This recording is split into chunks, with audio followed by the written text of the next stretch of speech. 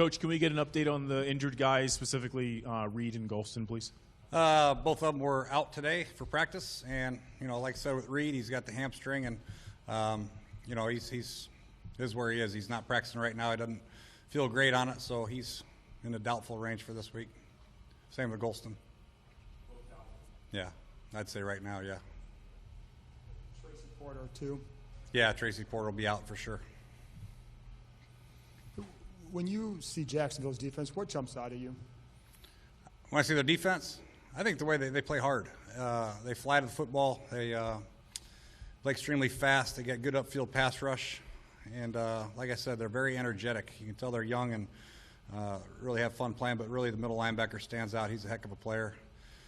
And, Gus Bradley, I know from Seattle, and he was in Tampa Bay. I know what kind of defensive coach he has, what kind of energy he brings to that defense. And they play like his personality, very high energy defense. With this being the home opener, it's your different stops along the way. Is a nice home crowd something that can make a tangible difference in a game? It can, and that's important for us. We need to strike fast and strike early and try to get the home field in our corner and make it very difficult on Jacksonville's offense. And we learned that firsthand last week, how hard it is as an offense when the crowd's into the game on every snap.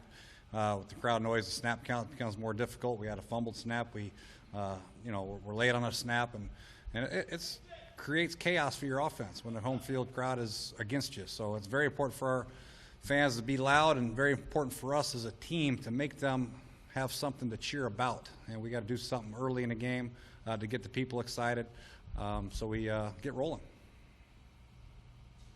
With Jacksonville's cornerbacks, they play maybe a little tighter than Houston's did last week. How does that change maybe your mindset going into the game? Well, there might be some opportunities for some deep balls, no question about it. But they've changed up their coverage very well. They play their cover 2 shells. They play their single high. They play man-to-man with tight coverage.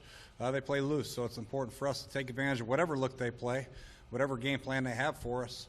We have to be ready for and be able to adjust our scheme accordingly. But every pass play we have different types of patterns. Some guys going deep, some guys going short, and it's important to hit the right one based on the coverage.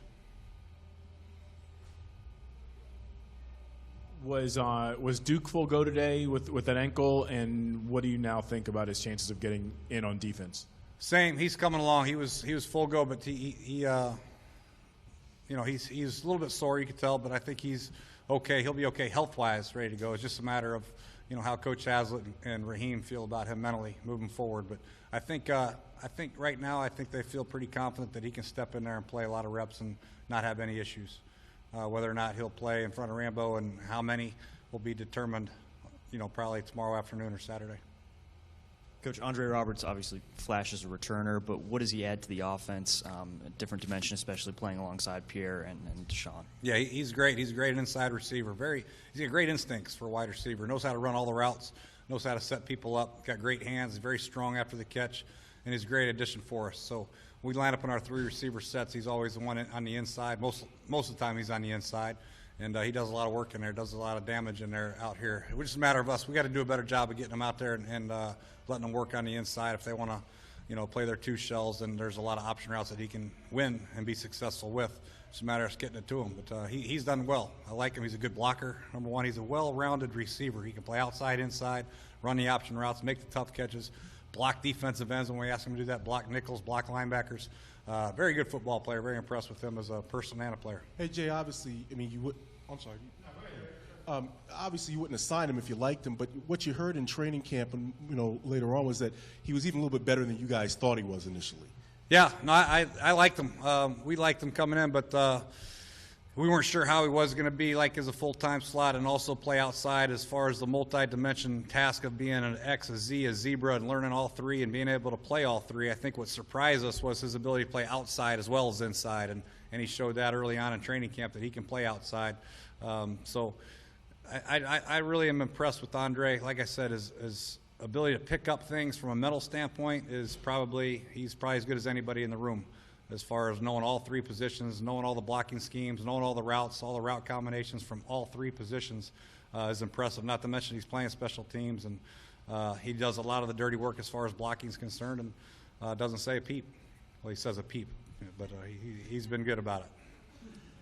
You had Laribas and Compton as your backup offensive lineman active last week. Is that something where they're going to compete with the rookies from week to week to see who gets those? Yeah, that's not.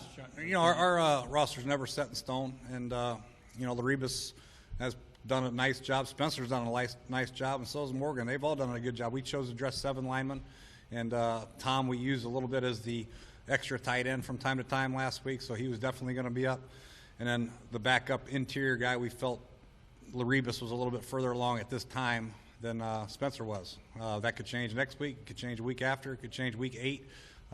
So I think we have 9 guys as offensive linemen that could be active, and I feel very comfortable with all 9 of them out there. We just had to pick 7, and Laribas was a little further along than Spencer, and Compton was used as the extra tight end. That's why he went ahead of Morgan. Jay, just following up on the whole tight end situation with only really Logan and Niles. And last week, did that change how many times you were able to double guys and kind of line up in 2 tights or anything like that? Did that change a lot of things for you and then moving forward as well? Yeah, a little bit. It could change your personnel groupings considerably, really. So we just have to adjust with who we have out there. And luckily for us, we've practiced in the off season and training camp a lot of different personnel groupings just in case something like this happens. So we're not handcuffed and panic. Oh my God, we lost a player. What are we going to do? We're prepared for it. We're prepared to go no tight ends. We're prepared to go 2 tight ends, 3 tight ends, 4 tight ends. So we can put a big guy at tight end. So we're well prepared. I think the receivers, they'll be quite fond of it. They like to be out there on the field, 3 receivers, 4 receivers set. So we got enough groupings. We'll be okay. Thanks, Coach. That it? Thank you.